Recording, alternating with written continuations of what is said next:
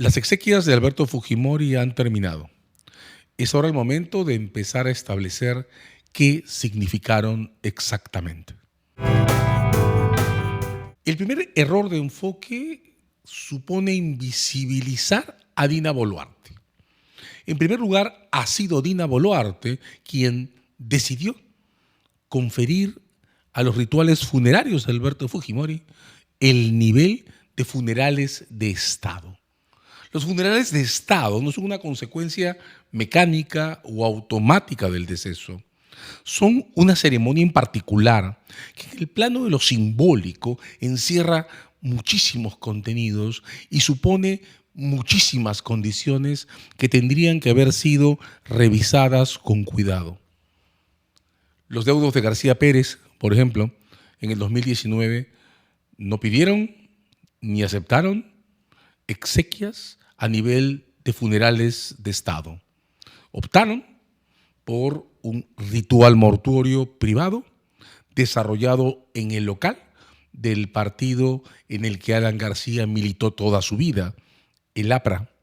Eligieron a discreción, el evento era privado, quién entraba y quién no entraba a presentar sus respetos. Organizaron la narrativa que les pareció más apropiada dentro de un espacio que les era propio, que no se hizo público en el sentido de estatal. El 2022, cuando falleció Francisco Morales Bermúdez, la Comandancia General del Ejército dispuso de un velorio que también fue de varias maneras privado, un ritual cerrado dentro de la Comandancia General del Ejército, un ritual que tuvo por eso un perfil castrense, pero no el perfil de los funerales del Estado. De hecho, en el momento de su deceso, Francisco Morales Bermúdez tenía sobre él la carga de una orden de detención internacional dictada por la justicia argentina con ocasión a su cooperación con graves violaciones a los derechos humanos perpetradas por la dictadura argentina en los años 70. Puede ser remontarnos mucho en el tiempo, pero cuando Augusto B. Leguía murió en 1932, imposible dejar de recordar que Leguía fue el primer presidente que gobernó durante más de 10 años seguidos y también el primer presidente que fue encarcelado por corrupción. Pero decía, cuando murió en 1932, no tuvo funerales de Estado. Los funerales de Estado no son entonces un evento o un acontecimiento automático, son el resultado de una decisión que le impone determinado nivel a los rituales mortuorios que siguen al deceso de alguien que ejerció la presidencia de la República. Pueden concederse o no, pueden pedirse o no, y no pedirlos o no concederlos no constituye ningún demérito, solo el reconocimiento de que determinada situación no reúne las condiciones institucionales que permiten y justifican utilizar ese protocolo, el protocolo de los funerales de Estado. Quien más ha trabajado esta construcción en perspectiva a los funerales republicanos es entre nosotros Carmen McEvoy. Carmen McEvoy tiene 2 trabajos propios y más de 500 páginas, compilando otros 10 ensayos sobre la forma en que los funerales republicanos constituyen una herramienta de construcción de la memoria de una nación. En los trabajos compilados por McEvoy y en los suyos propios, los funerales republicanos intervienen sobre la memoria de una persona que ejerció la presidencia principalmente para convertirla ella misma en una encarnación de lo que representan las instituciones que tuvo bajo su mando.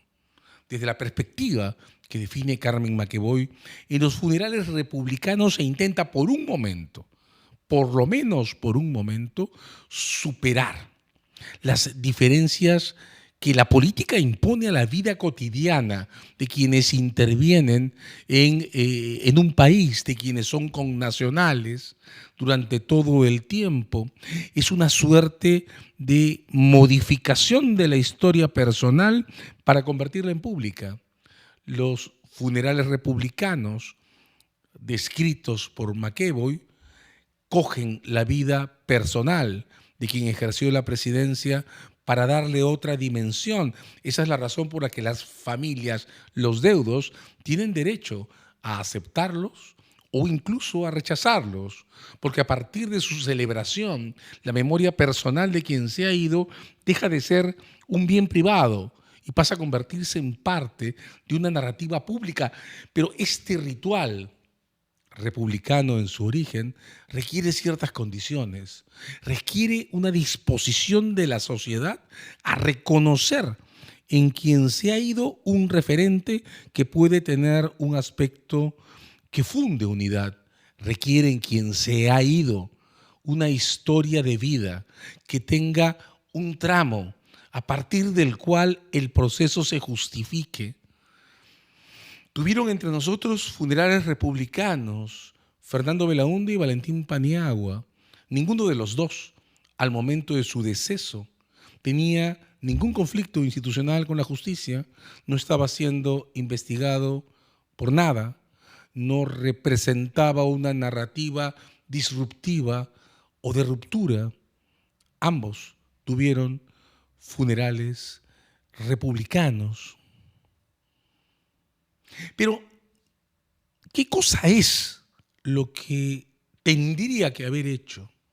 ¿Lo habría hecho un gobierno mínimamente equilibrado? Lo que, repito, habría justificado que no se conceda a Alberto Fujimori funerales como jefe de Estado.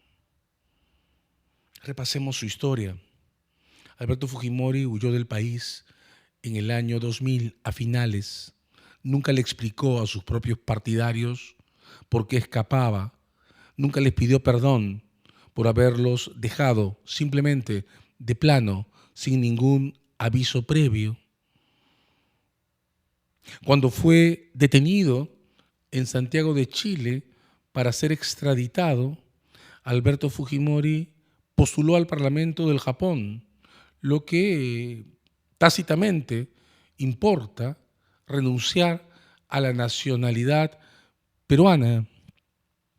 Fue condenado en 4 casos que representan parte del proceso de corrupción que se estableció como característica de la segunda mitad de los años 90. Su condena más importante fue por un caso de violación a los derechos humanos, un caso complejo, Barrios Altos y La Cantuta. Al momento de fallecer estaba en juicio, acusado como el principal responsable de la masacre de Pativilca.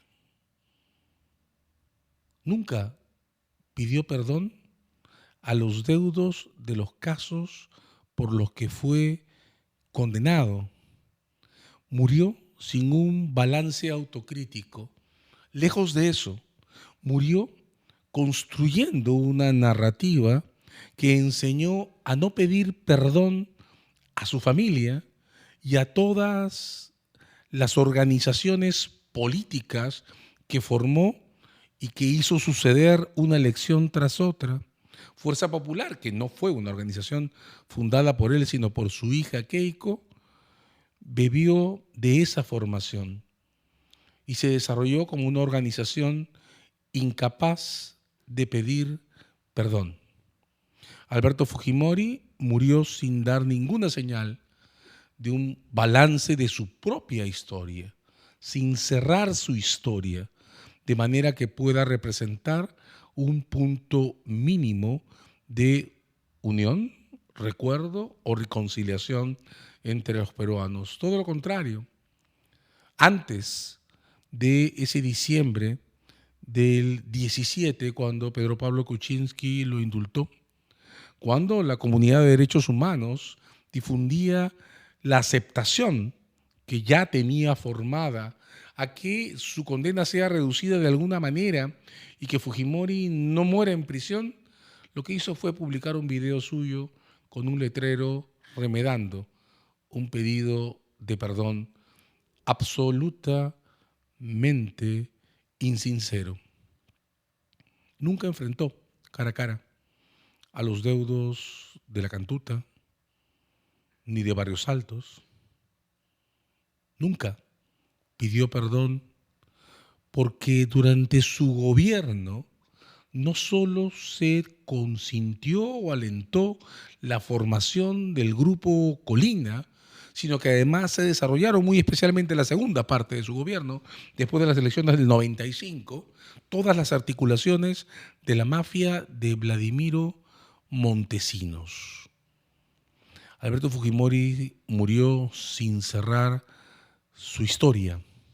En esas condiciones, ¿cómo es posible ensamblar un funeral de Estado en el sentido propio que corresponde a esa construcción?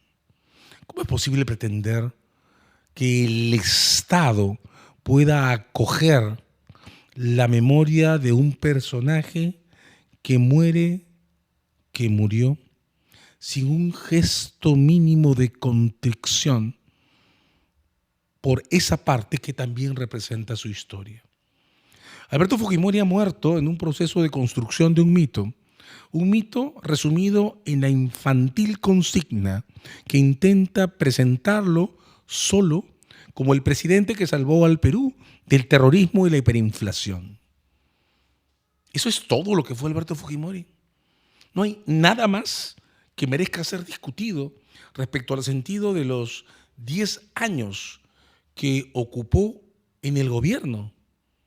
Solo debemos quedarnos con una consigna que niega, porque esa es una forma de negacionismo, todo lo demás que hay que discutir. Fujimori ha muerto construyendo un mito negacionista, un mito que bloquea capítulos enteros de nuestra historia, que además se expresan en el dolor vivo y en el testimonio de personas de carne y hueso. Rayda Cóndor, por ejemplo, una de las mujeres madres de las víctimas de la Cantuta, una de las mujeres que estuvo presente en el momento en el que en 1993 fueron desenterrados los restos calcinados de los universitarios desaparecidos por el Grupo Colina. Restos calcinados, restos dentro de los cuales Rayda Cóndor pudo reconocer un manojo de llaves que días después abrió la puerta de su casa. ¿Hay una forma más dura de confirmar la muerte de un hijo? Bueno, la narrativa negacionista que intentan construir o que se intenta construir alrededor de Fujimori, la que lo convierte en una caricatura que solo nos salvó de la inflación y el hiperterrorismo, pasa por alto el dolor de las víctimas que generaron los crímenes que también se cometieron durante su mandato. Fujimori ha muerto sin pedir perdón y ha muerto enseñándole a una organización política entera a no pedir perdón. Aún en esas condiciones, que repito, no justifican la construcción de una ceremonia de Estado, el gobierno decidió respaldarla. Al respaldarla, el gobierno perdió la imparcialidad que tendría que haber mantenido ante lo que es, aún entre nosotros, una línea de división, un debate en construcción. ¿Qué representó como saldo final la memoria, la vida de Alberto Fujimori? ¿Tiene sentido que antes de resolverlo el gobierno decida echarse a una de las orillas y respaldar la construcción de ese mito? La mejor respuesta se sigue encontrando en el modo en que Dina Boluarte se paró frente a las exequias fúnebres. Cuando muere un presidente de la República y cuando el evento califica, reúne los elementos necesarios para fundar un ritual de Estado, quien protagoniza las exequias estatales, no las privadas, es siempre un presidente de la República. Gabriel Boric fue uno de los oradores principales para las exequias de Sebastián Piñera. en Chile. En Uruguay, Luis Lacalle hizo lo propio cuando falleció Tabaré Vázquez. Y en el Brasil, José Sarney fue el encargado de dirigir las palabras principales en los ritos mortuorios estatales de Tancredo Neves, muerto. En el Perú, Dina Boluarte se mantuvo en silencio, una forma de no hacerse responsable por lo que estaba haciendo, y entregó una plataforma que es pública, la de un ritual de Estado, a Keiko Fujimori, que lamentablemente la usó para anunciar su cuarta candidatura a la presidencia de la República. Lo que ha ocurrido entre nosotros confirma el modo en que se están desdibujando los rituales públicos, la conciencia de lo público, el hacernos cargo de un Estado que no es un bien privado, sino un espacio de construcción de memorias colectivas. Ha pasado con las condecoraciones. El alcalde de Lima, sujeto a investigaciones por lavado de activos que aún no terminan, condecorando a quien era en ese momento la fiscal de la Nación, la señora Benavides, tengo que decirlo, por desgracia, la señora Boluarte, sujeta a una investigación preliminar por las muertes de diciembre del 22 y enero del 23, sujeta a otra investigación por los Rolex que le obsequiaron durante su mandato, a una tercera por los fondos de campaña de Perú Libre, condecorando al todavía presidente del Poder Judicial. Los rituales funerarios de Alberto Fujimori, elevados al nivel de funerales de Estado por Dina Boluarte y obsequiados para el manejo del partido que dirige la señora Keiko Fujimori, forman una evidencia adicional del modo en que nos estamos desdibujando. De hecho, no cierran esta historia, abren un capítulo en el que tendremos que seguir discutiendo alrededor de lo que representa un legado que, más allá de la consigna infantil con la que quiere representársele, incluye testimonios de personas cuyo dolor no ha tenido entre nosotros todavía consuelo, e incluye situaciones que tienen un papel del que debemos hacernos cargo dentro de un proceso de reconstrucción de nuestro tejido institucional que está aún por hacerse.